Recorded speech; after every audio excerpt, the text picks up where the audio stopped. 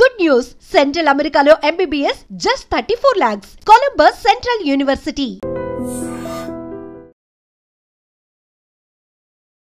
నమస్కారం, welcome to I dream. ధర్మ మార్గం విత్ విజిత కార్యక్రమానికి స్వాగతం.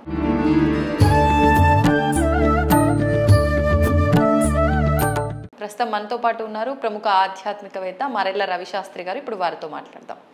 నమస్తే అండి. నమస్తే. లక్ష్మీదేవి అనుగ్రహం పొందాలి అని అంటే చేయాల్సిన విధి విధానాలు ఏంటో తెలియజేయండి. అందరికీ ఈరోజు ప్రతి ఒక్కరికి చూసుకున్నట్లయితే లక్ష్మీదేవి అనుగ్రహం కావాలి, ఎక్కడికి వెళ్ళినా కానీ పైసా లేనిదే ఏమీ లేదు అంటారు. కానీ లక్ష్మీదేవిని పైసాకు మాత్రమే, రూపాయికి మాత్రమే అంటగట్టేసి ఆమె ఇంతవరకే డబ్బులు ఇచ్చే దేవతగానే చూస్తారు. అసలుకి లక్ష్మీదేవి అంటే ఎవరు అంటే, ఏవైతే రిసోర్సెస్ ఉన్నాయో రిసోర్సెస్కి అన్నిటికీ అధిపతి లక్ష్మీదేవి స్వరూపం. ఓకే, మీ దగ్గర రిసోర్సెస్ లేవనుకోండి, ప్రకృతి అనేది లేదనుకోండి, ఆ ప్రకృతికి అంతటికి అధిపతి లక్ష్మీదేవి కాబట్టి ప్రకృతి, ఇప్పుడు మనం ఎండాకాలం ఉన్నాం, మంచి చెట్లు లేకపోతే చల్లదనం లేదు. మీ దగ్గర డబ్బులు నోట్లు ఉన్నాయి కానీ టయానికి మంచినీళ్ళు లేకపోతే, మంచినీళ్ళు కూడా నిన్ను కావడానికి, సరైన గాలి లేక ఎంతమంది ఇబ్బంది పడుతున్నారు, సరైన నీళ్ళు లేక ఎంతమంది ఇబ్బంది పడుతున్నారు, సరైన వాతావరణం లేక ఎంతమంది ఇబ్బంది పడుతున్నారు. ఎక్కువ చలి ఉన్న ఇబ్బందే, ఎక్కువ వేడి ఉన్న ఇబ్బందే. స్థితి అనేది ఎప్పుడు ఉండాలి.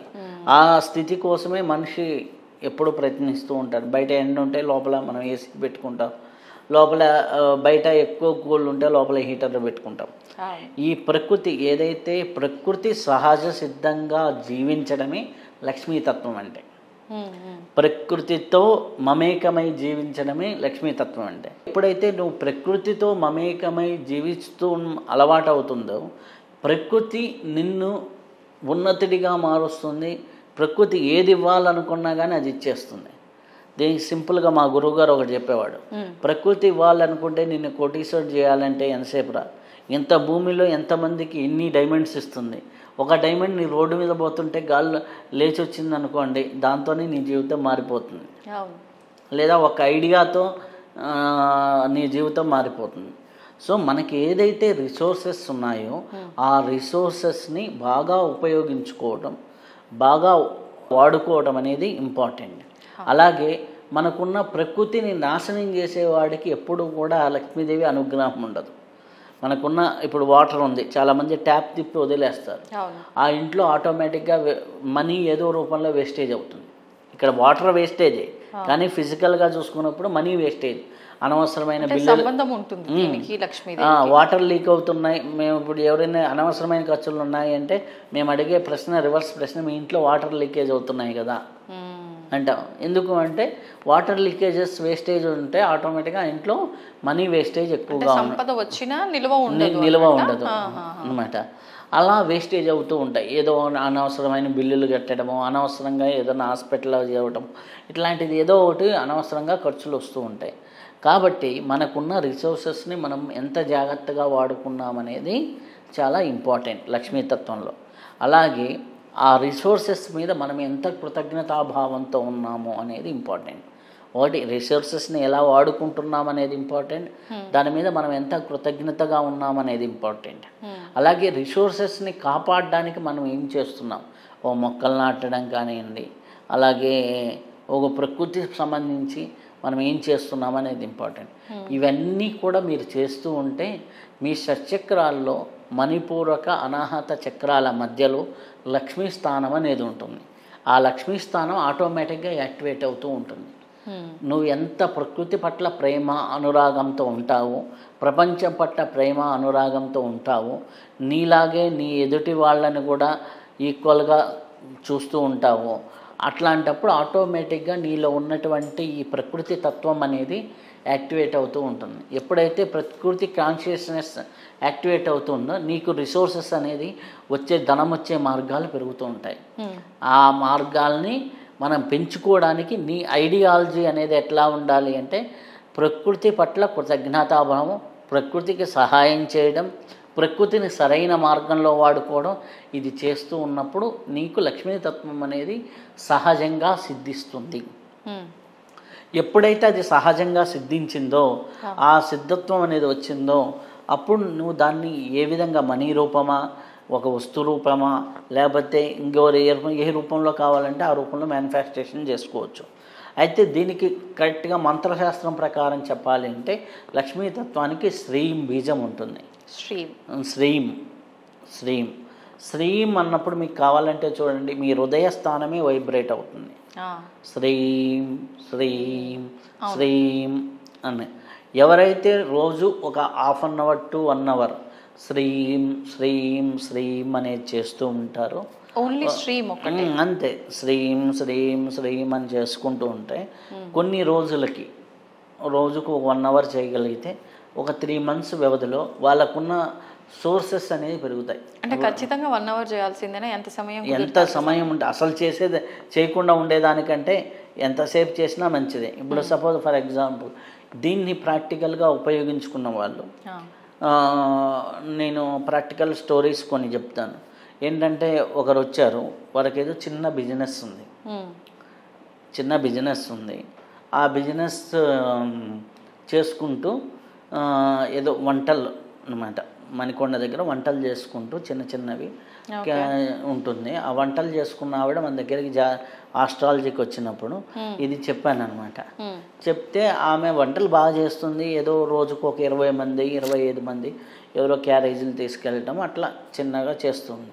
ఒక అబ్బాయి సాఫ్ట్వేర్ ఇంజనీరు, ఆ అబ్బాయి వచ్చి చూస్తూ ఈమె బాగా ప్రాక్టీస్ చేస్తుంటే బాగా టేస్ట్గా ఫుడ్లు ఉన్నాయి, మీరు ఎందుకు జొమాటోలో పెట్టకూడదు, ఎందుకు ఇట్లా పెట్టకూడదు అనేసి అంటే, నాకు అది తెలియదు నాన్న, నేను చదువుకోలేదంటే ఆ అబ్బాయి క్రియేట్ చేసి ఇచ్చాడు.